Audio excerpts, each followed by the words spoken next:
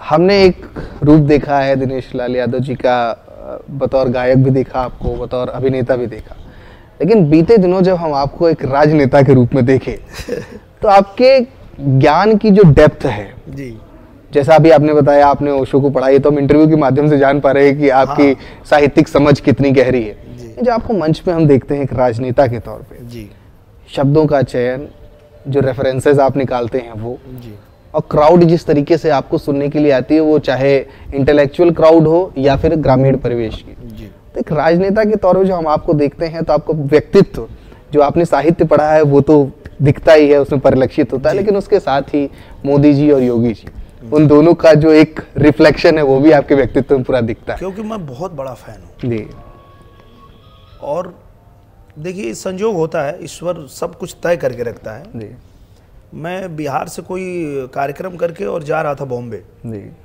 तो जैसा कि बताया, मुझे पढ़ने की बहुत आदत है, मुझे बहुत अच्छा लगता है पढ़ना। जी, तो मैं पटना एयरपोर्ट पे चला गया बुक स्टॉल में कि एक किताब ले लेता हूँ, पढ़ते हुए जाऊँगा। जी, तो मुझे एक बुक दिखी, अभी मैं किसी पार्टी में आया नहीं था, जी। यदा यदा ही योगी, अच्छा, ये एक बुक दिखी मुझे, मैंने वो बुक ले लिया। जी, और जब मैंने पढ़ा बुक को तो मैं ऐसा फैन हुआ योगी जी महाराज का जी, जी, कि मैं क्या बताऊं, कि मतलब ऐसा अभिव्यक्तित्व तो होता है कि मतलब प्रदेश के सीएम हैं जी, और उनके परिवार के लोग का जो समर्पण है और इनका जो समर्पण है देश के लिए, जी, जी। समाज के लिए, तो ऐसा व्यक्तित्व भी हो सकता है, ये तो कमाल है। मैं तो पढ़ के एकदम फैन हो गया। जी, जी, और उसके बाद भगवान की लीला देखिए कि मुंबई में मुझे एक मुंबई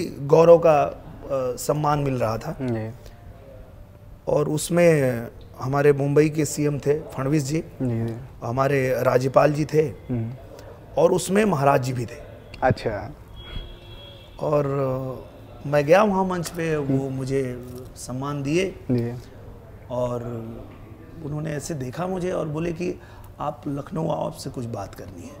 अच्छा, तो मैं सोचा ठीक है, बुला रहे तो मैं चला जाऊंगा। जी, और फिर मैं चला गया मूवी करने के लिए वहाँ मथुरा। जी, मथुरा में शूटिंग चल रही थी और फिर मुझे लखनऊ से फ़ोन आ गया कि आइए आपको महाराज जी बुला रहे हैं। जी, फिर मैं आया और फिर उन्होंने कह दिया कि आपको चुनाव लड़ना है। जी, तो ऐसे आना हुआ, बहुत मतलब झटके से आना हुआ। पहले तो मैं सोचा कि मतलब मुझे तो कुछ आता नहीं, मैं कैसे क्या करूँगा, मैं तो नहीं लड़ पाऊँगा। जी, तो बोले कि पहले आप खाली इतना तय करो कि आप चाहते क्या हो।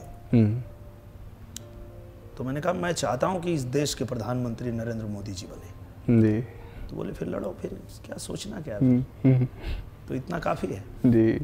फिर लड़ गया। लेकिन एक मंच पे मैं देख रहा था कि चुनिंदा जगहों पे जो रैलियां की माननीय प्रधानमंत्री महोदय ने उस दौरान, उत्तर प्रदेश में आपके लोकसभा क्षेत्र में भी वो गए और मंच पे जिस तरीके से उन्होंने आपकी प्रशंसा की, वो एक कैसा निश्चित तौर पे एक अलग ही लेवल की बात रही होगी उस समय, जो आपकी मन स्थिति रही होगी। हाँ। कि प्रधानमंत्री जी खड़े हो, आपकी चर्चा कर रहे हैं मंच पर, वो अनुभव कैसा था, वो बताइए। वो तो बहुत ही कमाल था, क्योंकि उसके पहले मैं वो भी मूवी देख चुका था, पीएम नरेंद्र मोदी जी।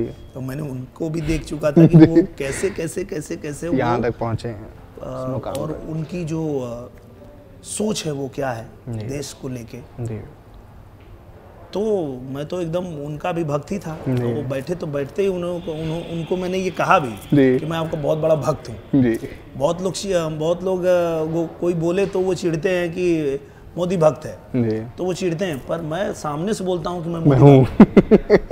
और मैं ये मोदी जी से भी मैंने ये बात कहा कि मैं आपका भक्त हूँ, क्योंकि जो उनकी सोच है, जिस तरह से वो देश को उन्होंने चलाया है, जिस तरह से वो सोच के चला रहे हैं, तो उसका तो मैं निश्चित रूप से भक्त हूँ। तो जब वो वहाँ पे मिले और मैंने उनको बताया, फिर मैंने बोला कि एक सेल्फी तो मुझे दे दीजिए क्योंकि मैं आपका भक्त हूँ। तो वो भी ऐसे ही हंसे जैसे आप हंस रहे हैं, और हंसते हुए मैंने उनका एक सेल्फी निकाल लिया साथ में, जो मुझे लगता है कि उनकी हंसते हुए उतनी बहुत कम सेल्फी आपको कहीं दिखेगी। जी जी। तो कमाल था वो तो। कभी कभी जीवन में ऐसे मोमेंट आते हैं। बहुत बहुत धन्यवाद सर, हमारा ये भी सेगमेंट